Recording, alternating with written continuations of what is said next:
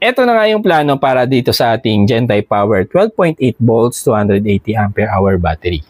So ang plano nga is magdadagdag pa tayo ng isang battery na same capacity as this one, no? At ipaparallel connection ko siya. So para lang lumaki yung capacity, pero same voltage system pa rin tayo. 12 volts system pa rin yung gagamitin natin sa kanya. Ngayon, ang kakaiba lang doon sa in-order natin sa ating distributor is yung in-order natin ngayon is may Bluetooth connection na siya, no? So ang kakaibahan kasi nung in-order ko to, hindi pa lumalabas yung may Bluetooth version, no? Kaya ang nabili natin is yung wala. Ngayon gusto nating i-try yung may Bluetooth naman. So sinigurado ko lang kay seller na pareho lang yung quality ng battery nilagay nila sa loob.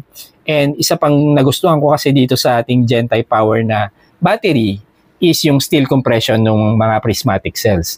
So kung hindi nyo pa napapanood yung ating video, nung inopen ko tong GenType battery na to, panoorin nyo na lang. No? So ipe-paste natin din yung link sa comment section, no? Or punta kayo sa ating YouTube channel at hanapin nyo yung video niya. Okay?